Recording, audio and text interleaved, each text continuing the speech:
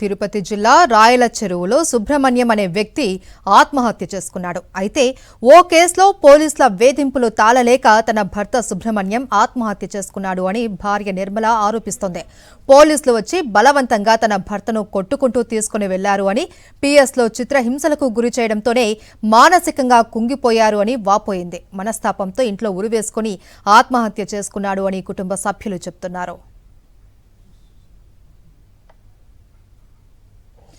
ఈ కేసులో పోలీసుల ప్రమేయం లేదు అన్నట్లుగా బలవంతంగా తమ దగ్గర సంతకాలు తీసుకున్నారు అని, తమకు న్యాయం చేయాలి అని కోరుతున్న మృతుడు కుటుంబ సభ్యులతో మా ప్రతినిధి విజయమూర్తి మరింత సమాచారం అందిస్తారు. తిరుపతి జిల్లా చంద్రగిరి నియోజకవర్గ పరిధిలో రామచంద్రాపురం మండలం రాయల చెరువు గ్రామానికి చెందినటువంటి సుబ్రహ్మణ్యం పోలీసుల వేధింపులు తాళలేక నిన్న మధ్యాహ్నం ఆత్మహత్య చేసుకున్నారు. ఈ యొక్క ఘటనకు సంబంధించి కుటుంబ సభ్యులు కేవలం రామచంద్రాపురం పోలీసులు వేధింపులు కారణంగానే తన భర్త చనిపోయాడంటూ సుబ్రహ్మణ్యం భార్య నిర్మల ఆరోపిస్తున్నారు. కుటుంబ సభ్యులతో కలిసి శవంతో కలిసి ఈ రోజు రోడ్డుపై బైఠాయించి నిరసన తెలిపారు. ప్రధానంగా ఈ ఘటనకు సంబంధించి కారణాలు ఏమిటనేది వారిని అడిగి తెలుసుకునే ప్రయత్నం చేద్దాం. అన్నాడు ఆ పాప పిల్లకాయలతో కూడా అరస్తా ఉండింది.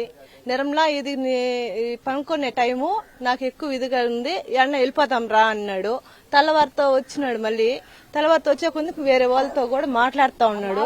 మీరు మాట్లాడేటప్పుడు డిప్సప్స్ లేదా, మేము మాట్లాడితేనే వచ్చిందా డిప్సప్స్ అట్ట అనేసి కొద్దిగా ఇదిగా చేసుకున్నారు గొడవలాగా. మళ్ళీ ఆయన సాయంత్రం తాగేసి వచ్చి మళ్ళీ అదేలా మాట్లాడతాను. ఆయన అది అలవాటే, అని అడగండి ఎవరు, నేను అది అలవాటే. ఆ పట్నే పోయేసి మళ్ళీ కేసు పెట్టారు, తెచ్చారు. జీపులు తెస్తేనే మేము వెళ్లాలనేసి ఎక్కినాం. మేము రాంగిమంటేనే తోసుకున్నారు మమ్మల్ని బండిలోకి. తోసి వెళ్ళాక మా ఆయన గడప కూడా దాటలేదు సార్. ఈడ్చి 4 పెట్లు 4 లోకాలుగా కొట్టినారు. ఈ అబ్బాయి తర్వాత వచ్చాడు. ఈ అబ్బాయిని కూడా అదేలాగా కొట్టినారు.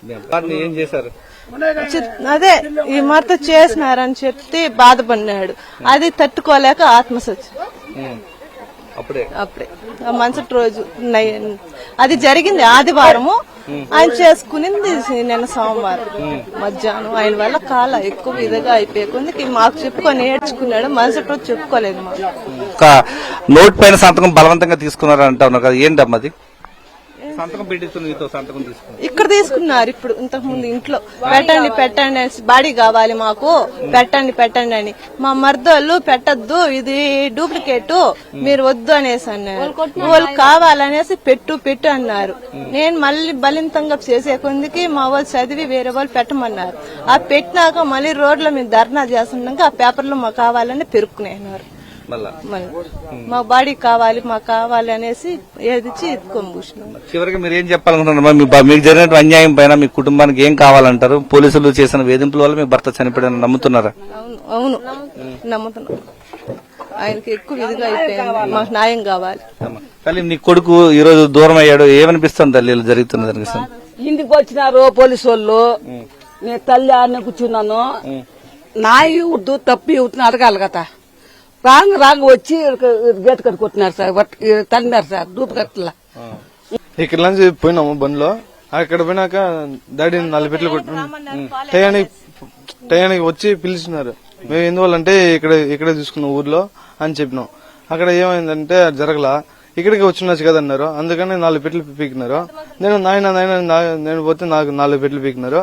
మళ్ళీ ఆడికి అయిపోయింది. మళ్ళా కొంచెం తర్వాత నన్ను అక్కడ కూర్చోబెట్టేసి రూమ్ లో పక్కకి తీసుకొని వేసి టమాటో వచ్చే ఏడంట కొట్టేసి ఏడంట. అందువల్ల ఇంటికి వచ్చే లోపల ఈ టమాటో జరిగిపోయింది.